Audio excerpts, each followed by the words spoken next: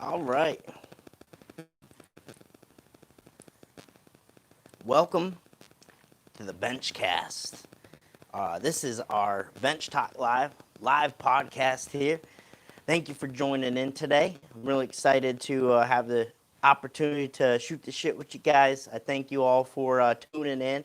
If you are not familiar with Bench Talk Live, I encourage you, if you're watching this for the first time, set a reminder, whether it's on your phone, set a reminder wherever you have to. I got a little Fitbit thing. I can just tell Alexa, hey, set a reminder, Bench Talk Live, Tuesday, 12 p.m. All right, so we'll be back next Tuesday, 12 p.m. Tell a friend. Let's grow this thing. I have a lot of fun with this podcast, guys. So let's get into it. We got another great round out of questions here again that I'm super excited to touch on and to just shoot the shit with you guys. First off, shout out to some of our show contributors today. I have this shirt on that I'm wearing. I'll show you guys on YouTube. Genesee Barbell Club. All right, love the shirt. Love the puppy on there. It says established. I blocked some of my beard. Established 2020. This is a gym that one of our lifters is opening in just a short month or so. And it's going to be, I believe, in Rochester, New York area. And he sent me over this shirt. I'm super excited for the opening of the gym. Congrats to you. Alex Perez is our lifter opening this gym, Genesee Barbell.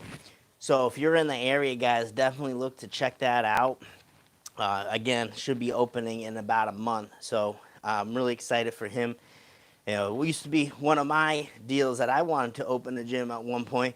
And then, I started enjoying the life of being able to reach more lifters online, lifters from different areas, different parts of the world, and be able to travel a bit more. And that became more of my passion. But big congrats to Alex there. That's awesome opening the gym. It looks like things are off and running. And I'm excited to get down there and do a bench clinic, hang out, and lift.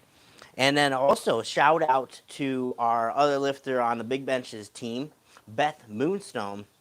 And she sent me over, it was a pleasant surprise. She sent me over a couple bags of coffee, ground up coffee from Dean's Beans out in Western Mass. This is where I was born and raised for 23 to 24 years before I moved out to New York. She sent me some ground up coffee from Dean's Beans. This is the French vanilla. And also have this organic breakfast blend. So big thank you to Beth. I've been thoroughly enjoying these coffees. I'm sharing it with you here. This is the French Vanilla Dean's Beans in Western Mass. Thank you, Beth. You can check out Beth's coaching.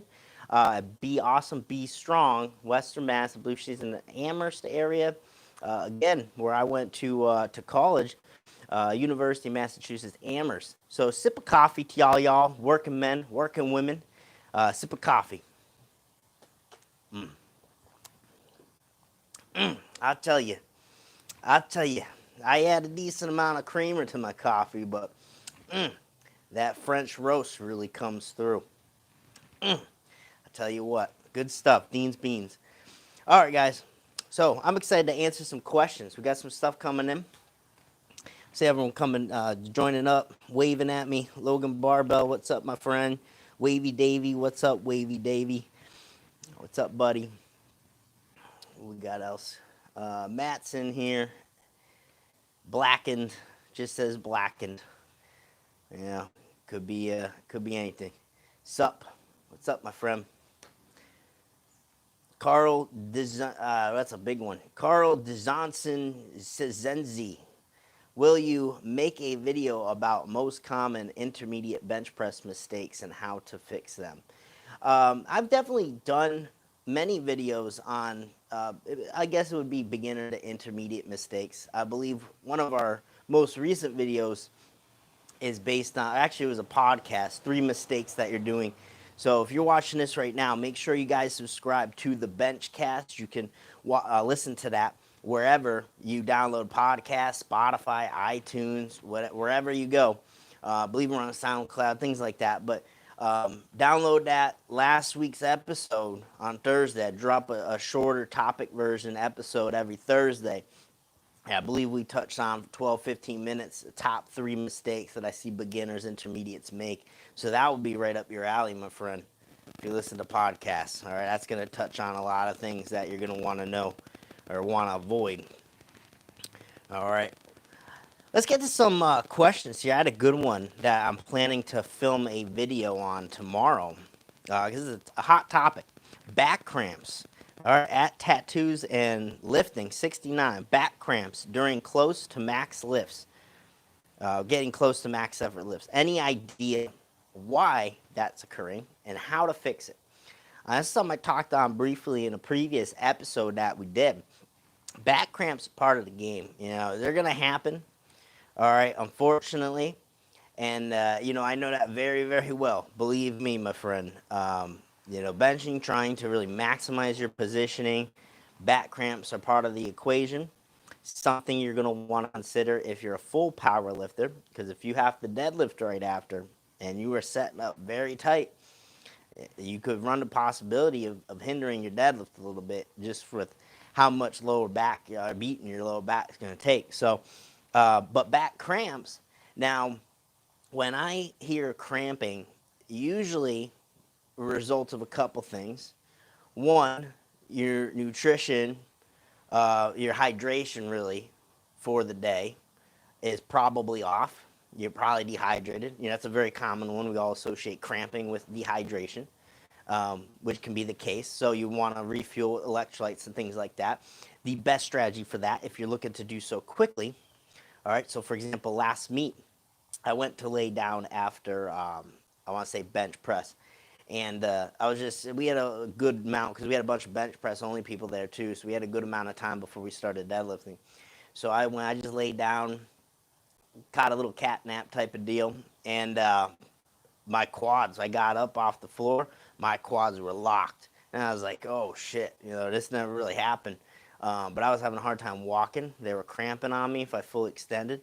And I was like, shit, well, I got deadlifts coming up.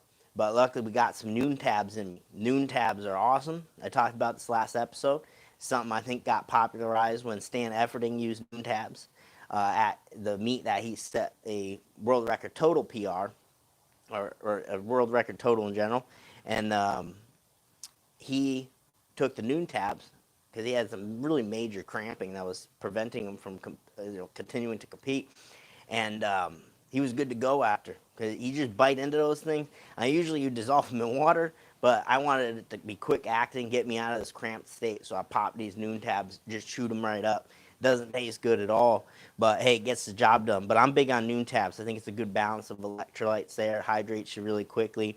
And then obviously, Pedialyte's a big one too, especially when you're trying to, gain your weight back from a weight cut. But I like the noon tabs for a little bit more quicker acting. Pedialyte, otherwise you have to just slam the bottle and then you're going to be pissing every 2 seconds too. So I prefer just the noon tabs themselves. So back cramps, so it's either that, right, or you're just not used to the position. Sometimes when you get yourself into a tighter setup, and what ends up happening is lifters don't practice how they play enough in training. In a competition, you have so much adrenaline going. You want to get into the best setup possible. You're really pushing things. All right, you're pushing things more than normal. And therefore, you get tighter more than normal. You're getting yourself in a better position more than normal. That's why I always say in training, try to better position. Every time you set up on the bench, you're reaching for more, reaching for more, reaching for more. Continue to drill that home. Because then when you go to a meet and you have all this adrenaline going and you are reaching for more, all of a sudden it's a newer position. You haven't really been there before, and now everything wants to lock up on you because it's like, oh shit, we're really stressed. We're going to lock up and protect. So that's usually the case too with cramps. Like I always say, every bench clinic, someone's going to go down with a hip cramp. And once I start teaching leg drive, I'm like, someone's going to have a nasty hip cramp today because they've never done that before. All right, so it's usually one of those things. And usually, speaking of going into a meet scenario, getting back cramps, it's usually because now you're setting up a little bit tighter. So I'd focus on that more in training, get into the best position possible, bring the extra effort. And then I would just really try to hone in on some mobility work, stretching, things like that, to try to prepare your body ahead of time. You want to warm up the lower body just as hard as the upper body when it comes to benching, okay? So I'm going to do a video on this tomorrow, and I'm going to showcase some things that you can do in the warm-up, some things that have helped me, like a figure four stretch. I don't know what else to call it. You go half Indian style on one side, one leg extended, and then you just kind of lean forward towards that extended leg. That always really lets my lower back breathe more. And then things like just getting in like a dead bug position, or just lying on the floor, really being able to drive my lower back into the floor, getting that core activation. All right, guys, we have questions coming in. We got Logan Barbell. Do you consider yourself a bench specialist? Do you still squat and pull? What does your week of training look like? That was a great question there, Logan. Sip of coffee to you. Sip of coffee to the working man. So, I do. I do, but I do compete full power. I mean, that's always how I started. Uh, so I'm not in the light that that's all I do, because I'm sure I'll do another full power meet. My last meet, for example, was a full power meet, totaled 2120. Um, the last full power meet I did before that was 2 years prior. So, I'm really not doing it super frequent now. I just have bench goals. I'm really built to bench, obviously. I have a lot of technical knowledge on the bench, as I share with you guys. Um, so I really think that's where my strengths lie, obviously. I always found that I really pick up the squat quick, so I have no problem getting back into that, pretty quickly. And that's always been the fastest, lift for me is the squat. I make the progress the quickest on the squat, believe it or not. Deadlifting, it sucks. It always gonna suck, but I'll keep working on it from doing full power. Grip sucks, deadlift sucks, but bench and squat are the saviors there. And obviously that builds a big multiply total, a big squat and a big bench, more so than anything. Deadlift is less important there, which works out for me. But I do mostly compete bench press, but sometimes I will compete full power. Just depends. I not full power anytime soon. I have some bench goals to hit. I do still train a squat and pull, so getting into my week of training. Monday morning, I do some squat and deadlift training. I do like a speed squat or speed deadlift. I'll start with a volume-based squat or deadlift, like a 3x5 on some variation. Sometimes I use bands, sometimes I won't, chains. And then I'll go into some kind of speed variation where I'm doing speed work with the squat or deadlift. And I just vary it. Just about general conditioning here for me now. I'm not pushing any of those lifts heavy. I'm more or less almost treat myself like a bodybuilder, working on weak points. Okay, weak points of in the hips and the hamstrings.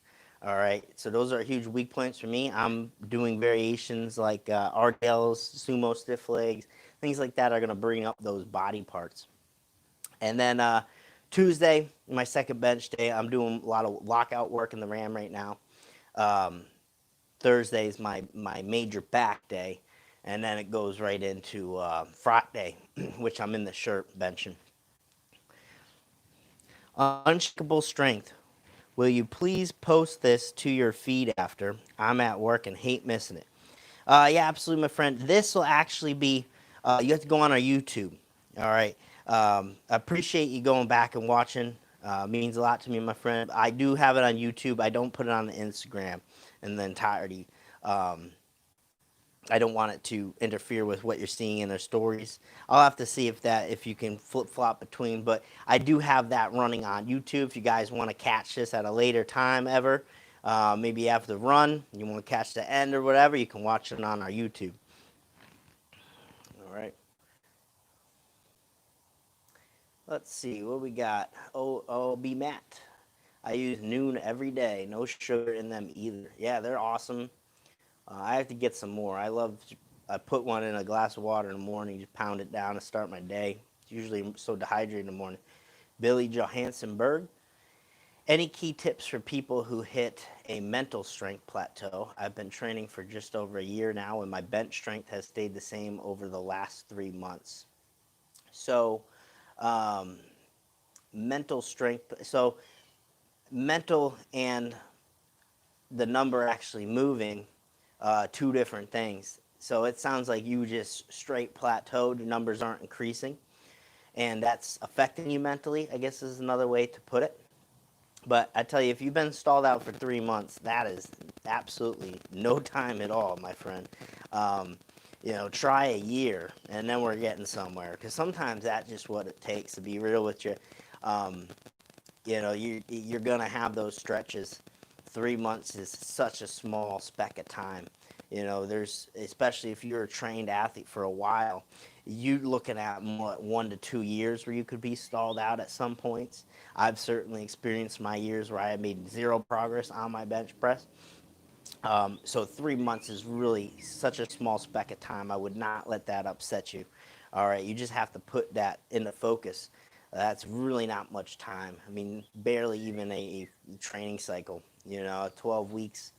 You really have to be able to delve into the weak points, experiment with what's going to push you to the next level. Because what got you stronger in the past, might not be what gets you stronger in the future. Okay, so just keep that in mind. I tell you that because I want you to be realistic with how long it's going to take. Okay, and you said it's been plateau for the last 3 months. Well, I would try to do a stretched out training cycle where you try some different things and potentially don't try maxing out again for another 16 weeks or so. Um, you just got to keep playing with the variables. That's what it is. Blacken says, what about seal rows for upper back? Are you a fan for upper back accessories? I love seal rows, and you can really make a seal row work however you want. If you want to row it in towards the belly more, you maybe got a neutral grip handle, right? You can do that. You can work your lats more, the entirety of your lats. Mid back, if you want to just hit upper back, you can keep it a high row. But seal row is an awesome variation because there's zero cheating involved in that movement. You can't pick up any momentum, so it's a great movement to do for your back. One of my absolute favorites. Billy Johansson, thanks for the advice. Absolute, my friend. And, just keep plugging away, buddy. I know it's tough when you're not seeing progress. It sucks, believe me, but just keep chipping away. What I always say is we do this not because the end result. I don't powerlift just to say, hey, I can bench so and so. It's not about the numbers per se. We want them to increase, but enjoy the process. Enjoy just having the chance to train. Getting together with your buds, your training partners. You're making memories that are going to last you forever. It should be a good time. Enjoy your training. Because if you just happen to focus on numbers or meet performances, it's going to be a real tough mental ride for you. Enjoy yourself. Lifting weights is fun. Okay, so treat it like that. Don't worry about the progress thing. That's going to come in time. But go in there, bust your ass, have a good time, and the rest is going to fall into place. You just got to find that weak point. I mean, once you stumble on it, boom, shit's going to blow up. Blacken, can someone that is not doing enough accessory movements and main movements like deficit deadlifts or pause bench press can improve at all, like Bulgarian system in weightlifting, powerlifting? Your thought? So I'm trying to decipher what that's saying, my friend. I'm not familiar really with Bulgarian system. Is that like the 10 by 10? So I'm not sure on that, my friend. If you want to break that down a little bit more, I'll try to break that down for you and give me my thoughts. But Matt, do you like cable or dumbbell flies for the pecs? If I had to choose, I like cable. Dumbbell is my last choice. Sometimes I'll do a dumbbell, but really for flies, I'd rather do chains, bands, cables, something where it deloads that bottom position, because I really like to treat it as an opportunity to stretch. All right, that's I'm not super big on flies to begin with, so I like the opportunity to at least stretch, even a machine, right, and stretch in this position, and then I can safely contract and get a good, powerful contraction. So that's my take on the flies for sure. Bands, chains first. Vanilla Gorilla 2.0. What's up, Steven? Do you feel doing the 10K a day has helped your hips and back loose for benching? Yeah, absolutely. So one of the main reasons why I started personally doing 10K a day is because I was getting this really bad sciatic pain, and a lot of that can just be contributed to just not moving enough, poor mobility, tight hip flexors. It really everything comes down to just you have to move more. You have to move more, and I hated how it was affecting my bench. It was really affecting my bench. Like I would get in a position, it still does. It still does. It bothers me a lot. So when I'm trying to take that weight out, all I can feel is this pain shooting down my leg, especially when re-racking it. It's gotten better, but that was the main reason I did start to 10K a day is for that exact purpose, okay? Is for that exact purpose to help alleviate some of that sciatic pain because I knew I had to do something, all right? So, but really just having the ability to go for the walk, having the challenge there in place, the discipline to hit that number, you really are doing so much more for yourself mentally, physically. So that's the 10K a day challenge we're doing right now with our VIP membership group is something that I'm so psyched about for everyone because I know it's going to be such a powerful thing. And, I hate to end it in July. I want to see everyone continue with that beyond July as well because it's going to bring you so much benefits. Guys, you're listening here, you need to move more. You need to move more. And guys, I'm going to close this really quick.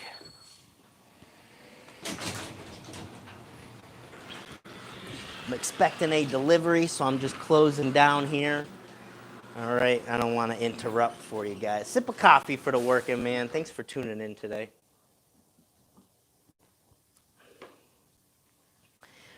All right.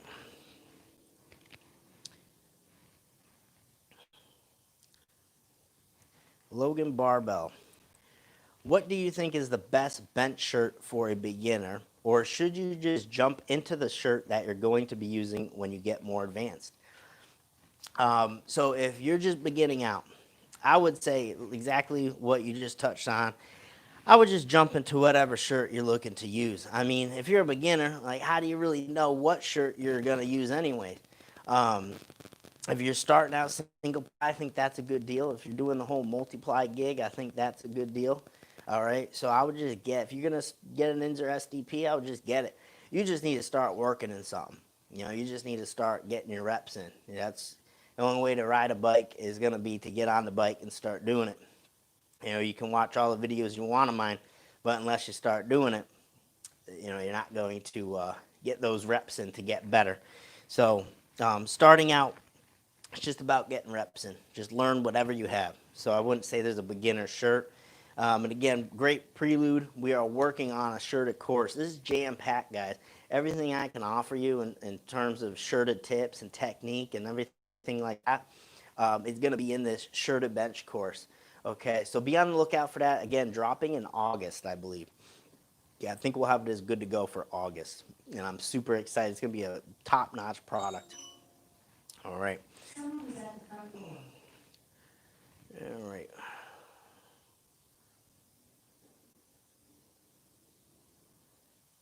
Stefan, afternoon coach. Thoughts on fat grips, close grip, pause bench for someone with a weak chest? All right, so for fat grips, um, that I wouldn't really, if you're trying to build your chest, I wouldn't worry too much about the fat grips. Pause bench, I would definitely look to do, but you don't have to do that close grip. I would do a feet up, long paused bench press. Okay, I would do 3 5 second pause and the feet up because it's going to be a longer range of motion for you. Okay. All right, let's answer some questions that came in from Instagram the other day. All right, we have at Big Jake Lifts. With full power multiply lifters, how often do you like to see them in shirts?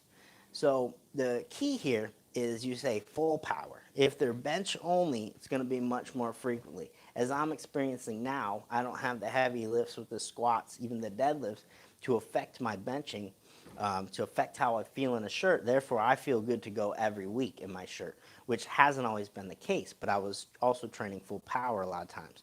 Um, so I'm I would say at least 2 times is usually my minimum. I'd at least want to see 2 out of 4 weeks in a training block. But if you could do more, you can do more. I would like to see as much as possible. If you feel good, if you feel good every day um, to keep benching, or I'm sorry, every week, then we'll keep staying in the shirt. All right, we'll be good to go.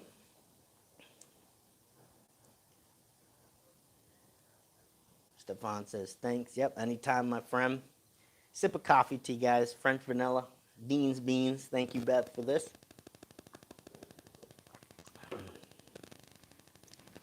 Any more questions coming in here? I got some from Instagram still. At Jose Miranda 389. Is Blaine Sumner one of the greatest 1,000-pound, one of the greatest 1,000-pound single ply? He's hit 1,000-pound single ply, the only person ever to do that in single ply. Absolutely, Sumner's one of the greatest. You can kind of see him if you're watching on YouTube. You can kind of see I got a signed photo of Blaine up there. He is definitely a legend of the bench, a legend of the sport of powerlifting. I'd say he's definitely earned that. He is absolutely one of the greatest to do it. First person to do 1,000-pound single ply. I mean, the record speaks for itself. Just some amazing lifts, amazing lifter. I can't wait to see him put together again something huge. It's awesome seeing him lift. And, definitely a big inspiration to me as well as when I wanted to be up on that big stage, hitting some big benches. His meet would always be on first, the Titan bench bash that they would do at the Arnold. And I would sit down, I'd watch that, and then it would go into the XPC bench show, and I'd watch that, and I always be like, damn, man, I just want to get up there. And they'll eventually made it happen. But, and then I actually was in the warm-up room with him when he was coming off the stage, and we were just shooting the shit a little bit back and forth, and, great moment. But I told him I jacked the face paint thing that I do. I kind of jacked from him. I told him that. But yeah, he's absolute legend. Let's see, Vanilla Gorilla. Do you think raw lifters should try Shirta benching? I've been thinking about trying it just to try it. You know what, friend? My friend, I was going to make a video on just how important I think it is. Actually, I was going to do a podcast just on how important it is for lifters to try out some form of equipped lifting. Why I say that's super valuable. It's going to completely transform your raw lifting. I do believe that. While it is a separate technique in itself, I think if a raw lifter spent some time learning equipped lifting, the amount of appreciation that they would get for the technique involved in the lifts is going to be, unbelievable, because those things that I preach in the videos, sometimes, especially working sub-max effort, you don't realize how important they are. You get to a bench press shirt, all of a sudden it's like, you need to be spot on, or you're just not lifting as much, or you're going to have a really bad day, So you get great appreciation, not only in the bench, but for all the other lifts, how to leverage into a deadlift, pulling through that tension of the suit, because it's going to block you from getting into a good position. That's how it gives you extra spring. So really across the board, I think it would be so valuable for a raw lifter to do some equipped lifting. And I think it's even better for, if you started off equipped lifting and you've already built good habits, I think you could be a very successful raw lifter. However, I do think if you're a raw lifter going to do equip, you're going to have a learning curve. Absolutely. Joa Ayanoda. My elbows seem to be the limiting factor with my bench volume. Any suggestions for chest accessories that won't stress them? I'd use a pec deck if I could find one, but those seem to be going extinct. So it seems like any elbow flexion and extension is what's bothering you, my friend. So you're going to have to just experiment around with what you're able to do, what's tolerable. You might want to try a partial range bench with a wide grip, so you're not going through as much motion. Obviously, flies are going to be one that you don't have to move your elbow.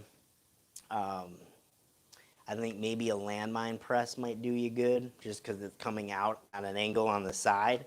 So you would lay down, how you like to set up a T-bar row. You'd lay down and you'd be pressing the weight out. So you grab the collar, you'd be pressing the weight out. Okay, so you could try that one out. All right.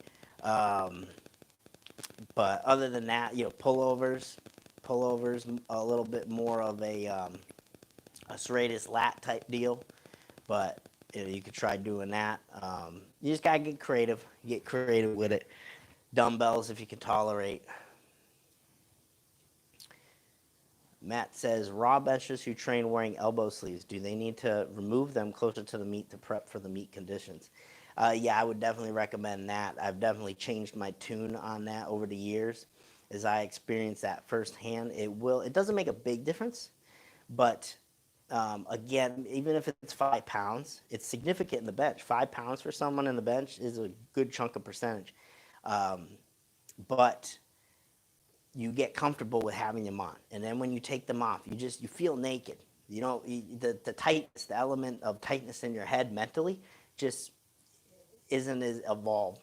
So it really does make a bit more difference than you think. So I would definitely recommend. I don't think you have to take them off like super advanced. I think you can leave them on, but you have to do if you're gonna have a big tester lift, like the test where you're going to determine meet attempts or where you're at the strength level if you're maxing out or something. You need to do that session without the sleeves on. Let's see what we got coming in. Logan Barbell, what would be the best board sizes for somebody weak off the chest? Also, if I were able to do reverse band bench 1 week, can I do a reverse band board press the next, or is it too similar of a variation? So a reverse band bench, that would be if the bench, the bands are pulling the bar up. That'd be like a reverse band squat and whatnot. And then he also asked, can I do a reverse band board press the next, or is it too similar? So I don't think it's too similar. I mean, one's going off a board. The board here is really the main thing. I mean, it's similar in the right that is you're going to have the band. You could switch up the bands, but the boards itself is going to be a big enough change that it's not going to be too similar depending on what boards you're using. And if you're weak off the chest, I would not recommend any boards. I'd recommend going to the chest. Crockett triple or 001. Does the wider the grip make the shirt more effective? Yes, it makes it a smaller range of motion, and you get a really good stretch into the chest plate. I wouldn't say it makes the shirt more effective. I'd say you're going to see most lifters try to take the widest grip with the shirt because it's going to cut range of motion, which is going to be a huge thing in the shirt. When you're out wider like that, it just changes things too because the shirt's taking up so much tension. So it doesn't feel like you're going wide grip in the light that you might be raw. It's not the same feeling there because the shirt takes up so much tension. So at raw, you might feel a lot more on your chest, a lot more with your shoulders, I'd say. But when you're in the shirt, that shirt's taking up so much tension. If you can get wider, obviously the goal when you're breaking in a shirt is to get your hands out as far as you can so that chest is going to start to slowly open on you. If you can get your hands out in a position when you get a brand new shirt, that shirt is too loose in my opinion. All right, but yeah, the wider grip is there to really just mostly cut range of motion. Doesn't mean you have to bench wide. Certainly if you have a loose shirt, a strategy could be that you take it in a little bit more so that you can lower more into the shirt, get more to stretch in the bottom. But usually you can wear a tighter shirt if you get wide with it, and then you just want it so tight that it just kind of stops you right where you're going to end up touching. So hopefully that makes sense, my friend. But that's why you'll see people go really wide in the bench shirt. And we do touch on this in our shirted course, grips and stuff. Sean Clark, how do you feel about incline bench and helping the flat bench? I'm all for it, my friend. I think it's good, especially if you can't do overhead pressing. I prefer overhead pressing Just my preference. I'd like to see people do that first, but incline bench is absolutely a good one as well. Sip of coffee for the working man. I have the Mets Cup today, guys, because baseball is going to start, I hear, July 23rd. And I am pumped. If I can't be there, I'm still pumped to watch. I can't wait to watch something. All right, all we've had pretty much. I'm a big wrestling fan. I watch AEW, occasionally WWE, and then of course we have UFC. But that's, I mean, really, that's all I've been watching. We don't have no sports. Um, and Joe says, thanks, flies hurt, unfortunately. Yeah, I hear you there, my friend. So that's a tough situation. I'll try out the landmine press or a wide grip variation that's partial range. Maybe that'll help you out. But then you want to see why your elbow's hurt and potentially give yourself some downtime to let that recover. Durab McNamara. Hey, any tips for someone building their lockout for the Shurda bench with longer arms? Yeah, so if you are typically a longer armed lifter is going to have to build their lockout more. They're going to get a good spring off the chest, but they're really going to be the population that's going to have a hard time locking out. One of my favorite things to do is a board press with band tension, right, your weak point.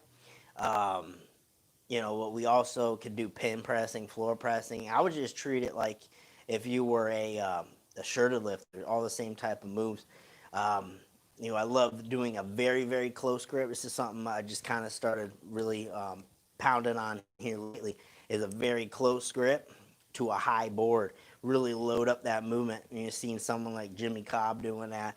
You can get heavy with that variation. It's super close, so it stresses your tris. It's almost like a barbell tape press, you know what I mean? So that would be a really good one to hit.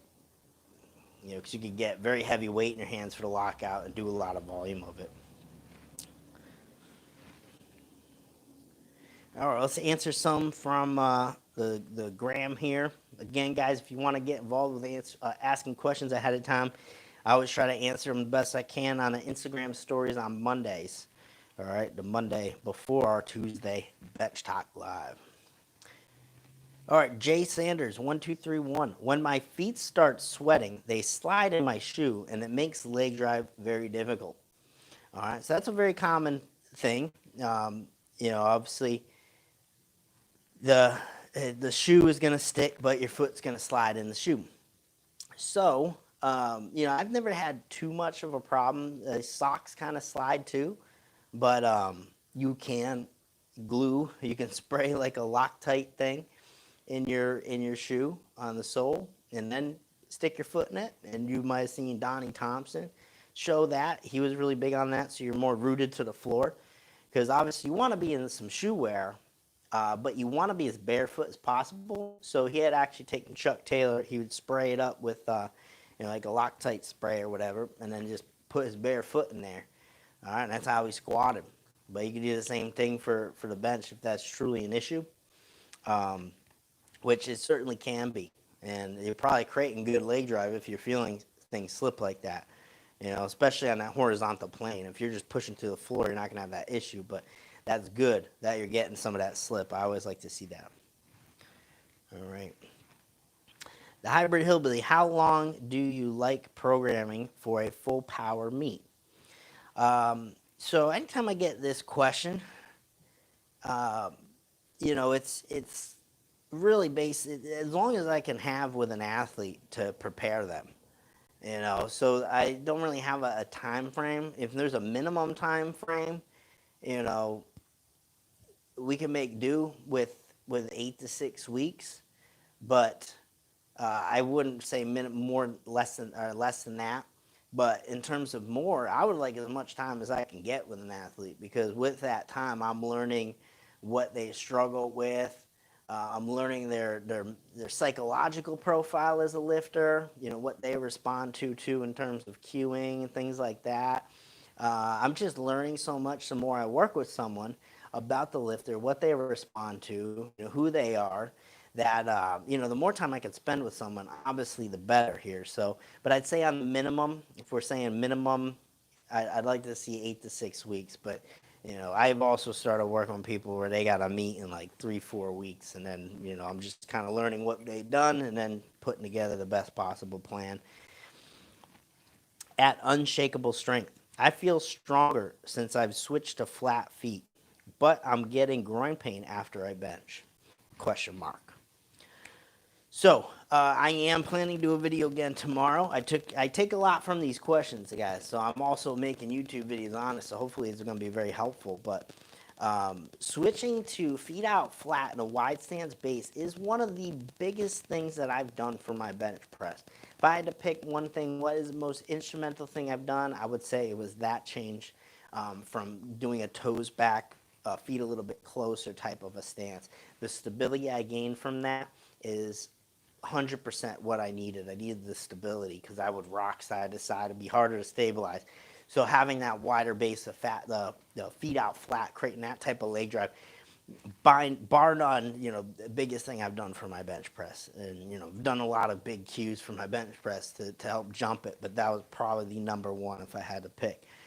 So I'm glad he's feeling stronger. I'm actually going to do a video tomorrow on that, and some people who have went and adopted that similar type of thing. Tony Carlino, he was asking me about that stance at one point in time, and you can see where he is with his benching, and he's going for 1,000 pounds. Brian Forbes, maybe not as well known, but he's coming up with some great lifts lately. He spent some time on our team. I was showing him that stance. You can see he has a very wide base stance. But many lifters have taken that on and seen very positive results from it. So I'm actually going to do the video on that tomorrow. But groin pain, all right, to get to the root of it here, groin pain. So I'm not sure why you're experiencing the groin pain, but it's going to be very uncomfortable for that area. You're going to get a lot of stretch there. I don't know if it's an issue with when you're pushing, you're experiencing that, or if it's after the fact. But you do have to watch, too, that you can stay engaged with your hips. And it's not just you putting your feet way far out.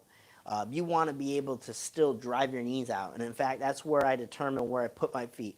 I put my feet out wide enough so that I have passive hip tension. I'm feeling tension on my hips just from the wider stance. But then I also have the ability to drive my knee out still. So there's still some wiggle room to move that I can activate my hips. Because if I'm jammed all the way out, now what do I feel? I feel like I can't drive out as well. I'm tucked in. I'm just fighting from going forward with my knee. All right. And I'm feeling a lot of stress on my groin region. Okay. I'm not engaged with my hips at that point. So I can't go too wide with that base. All right. We got another question here from Instagram. Actually, not a question as much as it is a comment. At Redbeard49, give me some words of motivation. Bench feels stalled out some.